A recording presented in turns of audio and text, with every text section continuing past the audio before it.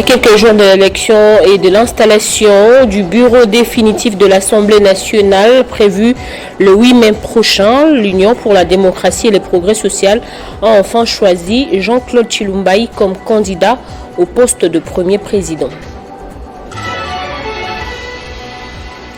Élection de gouverneurs et sénateurs, les inspecteurs ou officiers de police judiciaire seront déployés en vue de se saisir de tout acte de corruption.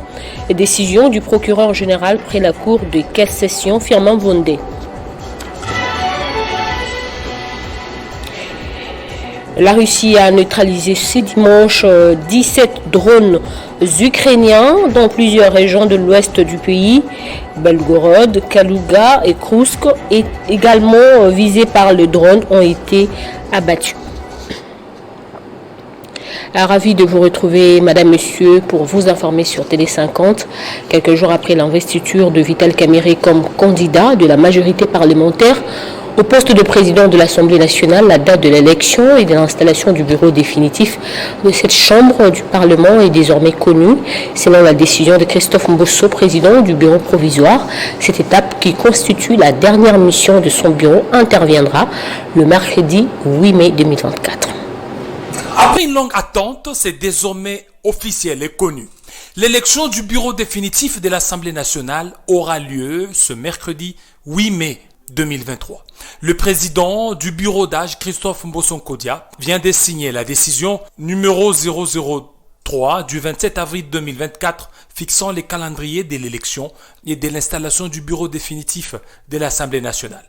Les documents ont été lus par la députée nationale Nzunzi Umba Percy, rapporteur du bureau provisoire de l'Assemblée nationale. Le calendrier se décline de la manière suivante. Mardi 30 avril et jeudi 2 mai 2024, dépôt des candidatures. Vendredi 3 mai 2024, examen de dossier de candidature. Samedi 4 mai 2024, affichage de liste de candidats retenus. Lundi 6 mai 2024 et mardi 7 mai 2024, de 9h à minuit, campagne électorale. Mercredi 8 mai 2024, à partir de 11h, audition en séance plénière des messages des candidats, élection et installation officielle du bureau définitif. Après l'adoption du règlement intérieur de la Chambre basse du Parlement, la majorité s'est offerte les postes de président, premier vice-président, deuxième vice-président, rapporteur, questeur et questeur adjoint, alors que l'opposition, qui ne compte que 28 députés, se contentera uniquement du poste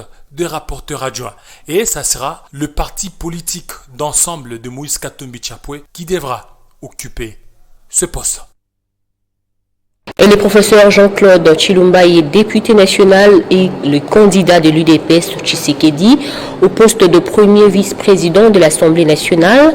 Il est également l'initiateur et gestionnaire du regroupement politique Action des Alliés, tous pour le développement du Congo, affilié à l'UDPS.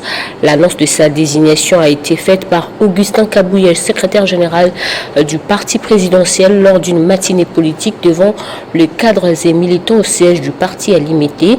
Selon Augustin Kabouya, ce choix intervient après avoir reçu le rapport de la commission de gestion des ambitions mise en place pour traiter de cette question après son désistement. Et en marge des élections de gouverneurs et sénateurs, le procureur général près la Cour de cassation, Firmin Vondé Mambou, a instruit les procureurs généraux près les cours d'appel de déployer des inspecteurs ou officiers de police judiciaire pour se saisir de tout acte de corruption suspecté ou avéré. Après avoir appris quelques mouvements de corruption dans différentes provinces concernées par les élections, des sénateurs et gouverneurs disponibiliser des inspecteurs ou officiers de la police judiciaire dans tous les bureaux de vote demeure un impératif. Le procureur général près la Cour de cassation, Firmin Vondé Mambou, a instruit les procureurs généraux près les cours d'appel des différentes provinces citées dans sa correspondance de déployer des inspecteurs ou officiers de police judiciaire pour se saisir de tout acte de corruption suspecté ou avéré. Cette lettre est consécutive à celle du 15 avril 2024 relative à la répression de l'infraction de corruption en temps électoral. Ils seront donc dans toutes les assemblées provinciales pour surveiller de près tout mouvement. Firmin Vondé-Mambou tient manifestement à faire les choses différemment en réprimant vigoureusement l'infraction de corruption en période électorale. Il a également exhorté les responsables de la CENI à une bonne collaboration avec ses agents de la loi afin de démasquer tout acte de corruption. Et en ce sens, il a demandé aux procureurs généraux près les cours d'appel d'approcher les responsables locaux de la CENI pour mettre en place une organisation ponctuelle devant permettre de démasquer et de se saisir de tout comportement énervant la loi. Cet engagement de la justice est très apprécié par plusieurs politiciens qui, tout en saluant l'engagement républicain de Firmin Vondé-Mambou, l'appellent à s'intéresser à certains faits dont l'évolution des comptes bancaires des députés provinciaux, celle de leurs avoirs et toutes les transactions bancaires suspectes en cette période. Dans une autre correspondance du même date, Firmin Vondé-Mambou demande au directeur général de migration l'interdiction des sorties à Kinshasa et du territoire national des personnalités politiques dont Nicolas Kazadi, ministre des Finances, François Roubota, ministre d'État, ministre du Développement rural et Guy Mikulu Pombo. L'office dit ouvrir une enquête judiciaire en charge de ces derniers accusés d'avoir commis l'infraction de détournement de deniers publics et ils sont tenus de répondre devant l'organe de la loi de ces faits. Le secteur de Lulou, dans la province du Lualaba, soutient la candidature de Fifi Masuka Saini au poste de gouverneur de province. Betty Kwando Katoke, chef du secteur, était présente à l'hémicycle pour montrer son attachement à la candidate de l'Union sacrée. Convaincu du leadership féminin imprimé par Fifi Masuka Saini à la tête de la province du Lualaba, s'est activé à apporter son soutien à la candidature au poste de gouverneur de Marie-Thérèse Masuka Saini, candidate idéale de l'Union sacrée. En ce jour de campagne, elle était présente à l'hémicycle pour montrer son attachement et donner de la force à celle qu'on surnomme Jeanne d'Arc du Lualaba, Marie-Thérèse Masuka Saini. Prenant la parole devant les députés provinciaux, la candidate numéro 5 a passé en revue les réalisations faites dans divers domaines qui démontrent la ferme volonté de développer le Lualaba et qui confirment que Fifi Masuka Saini développe non seulement un leadership positif, mais il a aussi une vision claire pour cette province. Un discours applaudi par l'assistance. La résidence du président de la République est tout le monde peut voir. Le bâtiment des fonds ajoutés au gouvernement, R+1, R+2, de la mairie et des résidences des officiels de passage, du palais de justice à Pondésie, de poste de police à travers la province en faveur de la police et de FAPC. Un pari gagné pour la meilleure élève du président de la République lors de son précédent mandat. Fifi Masuka Saini démère le profil idéal du prochain gouverneur du Lualaba, selon Betty Kwando Katoke, chef du secteur Luilou. Le projet des sociétés de Fifi Masuka Saini a retenu l'attention des élus provinciaux. Dans les prochaines heures, pour l'élection du gouverneur et du vice-gouverneur, en vue de les permettre de parachever les projets déjà en chantier. Et ce nouveau, dans le seul objectif primordial, celui de l'amélioration des conditions socio-économiques de la population. Il est temps de consolider les acquis pour une meilleure gestion axée sur les résultats et les leaderships, les choix idéaux pour les prochains quinquennats. Betty Kwando Katoke, chef secteur Luilou, reste confiante de la victoire de Fifi Masuka Saini. Au Sud Kivu, les candidats gouverneurs de l'Union sacrée de la Nation, le professeur Jean-Jacques Pouroussi a devant les élus provinciaux décliné les grandes lignes de son programme de gouvernance une fois élu à la tête du Sud Kivu. C'est une vision claire qui incarne plusieurs aspects pour le décollage de la province du Sud Kivu. Dans son discours de campagne, le candidat gouverneur de l'Union sacrée de la Nation, le professeur Jean-Jacques Pouroussi, à ses côtés, son colistier, maître Jean-Jacques Elakano, a fait une projection de son programme de gouvernance centré sur les nouveaux leaderships qui caractérisent le pays avec la réélection de Félix Tshisekedi. La paix, la sécurité, l'éducation, la santé, la création d'emplois, la réforme du secteur de l'artisanat minier, les infrastructures de base, le tourisme, la création de l'émergence et autres, les candidats gagnants, le professeur Jean-Jacques Pouroussi, a survolé tous les secteurs clés avant de rassurer les députés provinciaux qu'une fois élu comme gouverneur, son gouvernement va s'y employer afin de donner à la province du Sud Kivu sa valeur méritée. Pour matérialiser ces visions, Il est impérieux que le pouvoir exécutif et législatif soient engagés mais obligés de travailler en parfaite harmonie dans un climat de confiance et de respect mutuel. J'ai vu une misère sans nom. J'ai vu qu'on n'a pas de routes, de ports, d'aéroports. J'ai vu que la ville de Bukavu et nos deux lacs sont terriblement pollués. J'ai vu qu'on continuait à manger, à importer la nourriture. Je me suis dit non, il est temps qu'on s'engage. Mesdames, Messieurs, si donc je suis venu, j'ai laissé des contrats importants. Puis j'ai gagné beaucoup d'argent. J'ai dirigé de grandes équipes. Mais je me suis dit, pour notre province, je rentre. Nous sommes vraiment déterminés à ce que les choses changent. Et il ne faut pas être dur. Nous avons fait des recherches, nous avons constaté tout simplement que cette province est à terre par l'incompétence des dirigeants qui s'en sont succédés à sa tête. Après la séance de l'audition, le président de l'Assemblée provinciale du Sud Kivu donne corps à un débat à chaud au cours duquel des députés provinciaux vont s'illustrer avec différentes préoccupations, lesquelles ont rencontré la portée pédagogique de Jean-Jacques Purussi, qui n'est pas allé sur 4 chemins pour apporter les réponses. Pendant ce temps, en dehors de l'hémicycle, l'ambiance était de bon enfant. Des calicots et effigies portèrent des messages de soutien à la gloire de Jean-Jacques Purussi, qui pourrait prendre dès demain la destinée en main de cette province, chère au professeur Modeste Bahati Lukwebo. Du côté du Nord Kivu, les bureaux de l'Assemblée provinciale affichent complet. C'est à l'issue de la session extraordinaire tenue à Goma par cet organe délibérant. Après le vote, c'est Robert Abichunti Seninga qui a été élu président. Ce nouveau bureau élu pendant cette période exceptionnelle de l'état de siège va fonctionner de manière administrative et aura comme priorité de travailler aux côtés des forces armées de la République démocratique du Congo pour le retour de la paix. Pacheco Kavundama. C'est à l'issue d'une plénière extraordinaire que les membres du bureau définitif de l'Assemblée provinciale du Nord Kivu ont été votés par les députés provinciaux. C'est Robert Abichunti Seninga qui a été reconduit à ce poste avec 44 voix sur 46 votants. Dans son discours, le désormais président de cet organe délibérant a remercié tous ses électeurs pour cette marque de confiance placée en sa personne. Robert Seninga donne les priorités de son bureau. Les priorités au Nord Kivu, la priorité des priorités, c'est la sécurité. C'est-à-dire, nous avons fait de tout nos mieux, de travailler aux côtés de nos forces de défense et de sécurité pour que la population recouvre la paix. Et cela demande effectivement l'accompagnement aussi de cette même population que nous demandons de collaborer avec la force armée de la République démocratique du Congo pour les aider à donner des informations à Tahiti.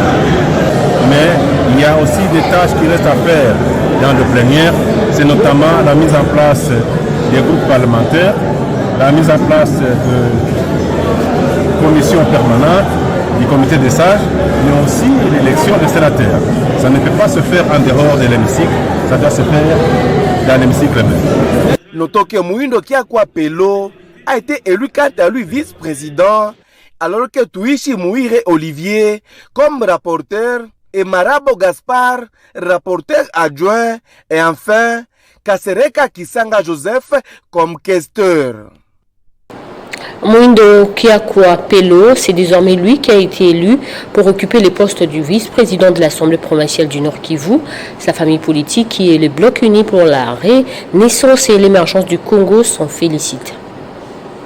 Élu du territoire de Beni, Mouindo Kiakwa Pelo est désormais vice-président de l'Assemblée provinciale du Nord Kivu. Cet heureux élu remercie ses collègues députés pour le choix porté sur sa personne. J'ai un sentiment de fierté pour moi-même. Je pense autant pour mon autorité morale, honorable Julien Paluku, d'avoir fait un meilleur choix qui a abouti à un 100% de voix, 46 sur 46. Cela témoigne de la confiance totale que la plénière m'a conférée. Son parti politique qui est le Burek, cher à Julien Paluku Kaongia, salue cette grande victoire. Kasereka Kasiki Chopper, son secrétaire général adjoint, précise que ces résultats est le fruit d'un travail abattu par les regroupements politiques AB50. Nous avons assisté à ces événements pour venir aussi accompagner nos candidats qui sont nos camarades au sein du direct, mais aussi les camarades au compte de la nouvelle plateforme PC. Même sentiment de satisfaction pour le député provincial David Kamoua.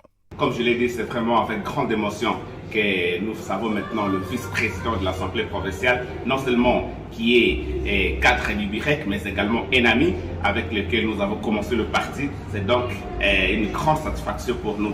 Notons que plusieurs partis membres du regroupement politique AB50 dont le BIREC étaient mobilisés pour assister à cette élection du bureau définitif de l'Assemblée provinciale du Nord Kivu. Arrestons à Goma au moins 16 présumés criminels, parmi eux des éléments incontrôlés des FARDC, de la police nationale congolaise de Ouazalendo, ainsi que quelques civils ont été présentés au maire policier de Goma, le commissaire supérieur principal Kamand Faustin. Les propos du commissaire supérieur principal Kapend ont été recueillis par Pachiko Kavungama. Ce sont des inciviques, des malfrats, des bandits à main armée, neutralisés par nos différentes forces dans le cadre des opérations que le comité provincial de sécurité a baptisé Safisha Muji Yagoma. C'est dans ce cadre que le commandant Place, le commandant 34e région militaire, la police nationale congolaise et tous les services de sécurité se sont investis parce que ce sont eux qui doivent assurer la sécurité dans la ville et ses environs. Voilà les résultats. Les terroristes, tout comme les bandits à main armée, ils sont aussi intelligents. Ils étudient les circonstances pour mieux opérer. Alors, nos services aussi s'adaptent au modus operandi. Voilà les résultats que nous avons aujourd'hui. J'en profite pour dire à certains de nos compatriotes qui, en longueur de journée, font des déclarations populistes et allergiques, ou épidermiques, pour vilipender, faire le lynchage médiatique des autorités. Ce n'est pas civique. Parce que jour et nuit, avec la même police, avec le même commandement de la 34e région militaire et tous les autres services, jour et nuit, nous sommes là en état de veille pour sécuriser notre population. Renforcer l'autorité de l'État à travers le mécanisme locaux pour une cohésion sociale, la sécurité dans la province de l'Ituri, c'est l'objectif d'un dialogue qui a eu lieu en cette province, réunissant les groupes armés et tous les représentants des communautés de cette province devant le vice-premier ministre en charge de la Défense, Jean-Pierre Bemba. Plusieurs groupes armés ont signé un acte d'engagement pour la cessation des hostilités. Ces dialogues avaient pour objectif de renforcer l'autorité de l'État à travers des mécanismes locaux pour une cohésion sociale, la sécurité dans cette province. Ces groupes armés ont signé conjointement ces communiqués finaux après 2 jours de débats sans tabou devant le vice-premier ministre, ministre de la Défense nationale et anciens combattants. Ils disent réitérer en âme et conscience leur volonté de cesser définitivement les violences de toute nature, implorant ainsi l'accompagnement du gouvernement central et la communauté internationale. Nous, groupes armés, prenons les engagements et les résolutions de c'est pour ceux qui s'y sont livrés, toutes les hostilités et les exemptions sans condition sur les populations civiles, les forces de défense et sécurité. Les associations culturelles pour le développement de l'Ituri, UNADI en sigle, une structure qui regroupe toutes les communautés de cette province, s'accordent sur les mêmes temps.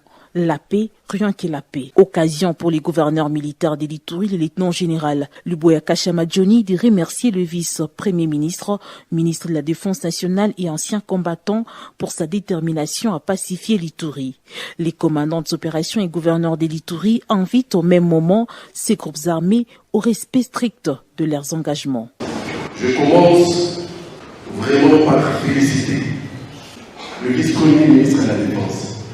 Le vice-premier ministre a parlé aussi que ceux qui ne voudront pas être avec nous, ils vont en supporter les conséquences. Jean-Pierre Bemba, vice-premier ministre, ministre national de la Défense et ancien combattant, cette signature doit être l'unique couloir à faire accéder à la paix. À travers cet accord interritorien, l'espoir d'un nouvel ère est donc permis pour faire de l'Ituri un véritable oasis de paix au regard de ses potentialités socio-économiques et humaines. Dans le but de concilier la théorie et la pratique, les complexes scolaires Nzamou a organisé un stage pratique à l'Institut national de pratique professionnelle à l'intention de ses élèves.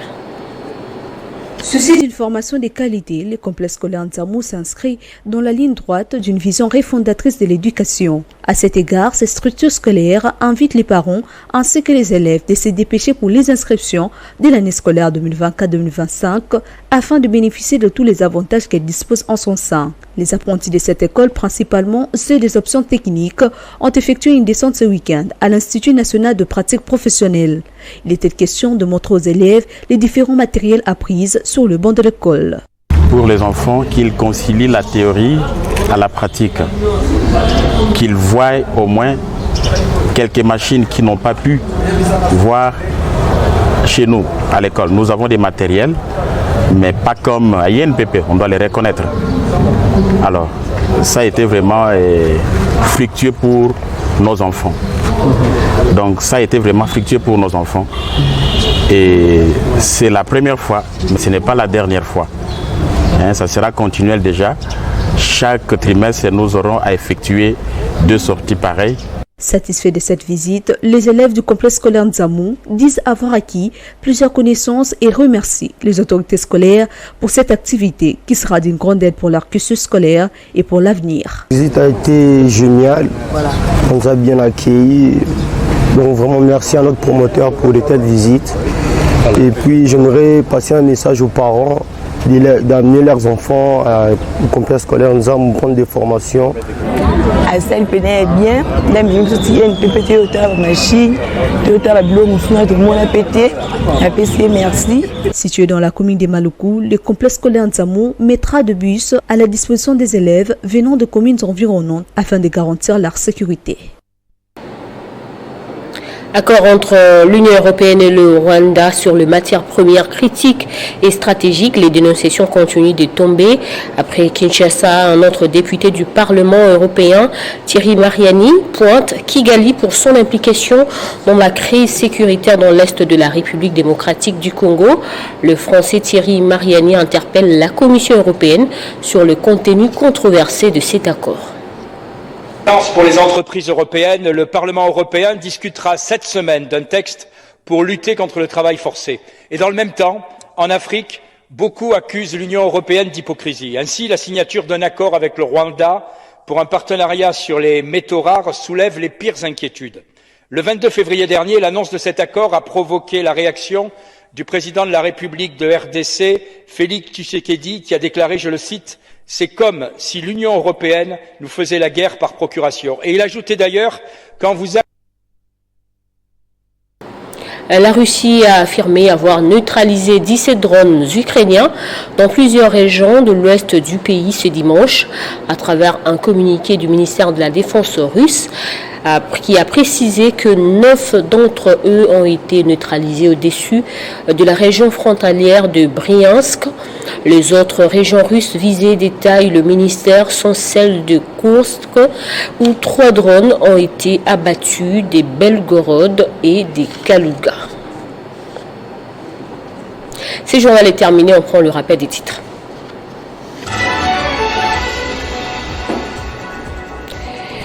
À quelques jours de l'élection et de l'installation du bureau définitif de l'Assemblée nationale prévu le 8 mai prochain, l'Union pour la démocratie et le progrès social a enfin choisi Jean-Claude Chilumbayi comme candidat au poste de premier vice-président. Élection des gouverneurs et sénateurs, les inspecteurs ou officiers de police judiciaire seront déployés en vue de se saisir de tout acte de corruption. Décision du procureur général près la Cour de cassation, Firmin Vondé.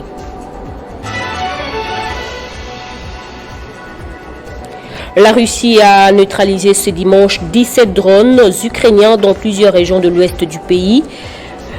Également visés par ces attaques, Belgorod, Kalouga et Kounsk, les drones ont été abattus. C'en est complètement fini avec cette édition. Merci de rester informés sur Radio et Télé 50.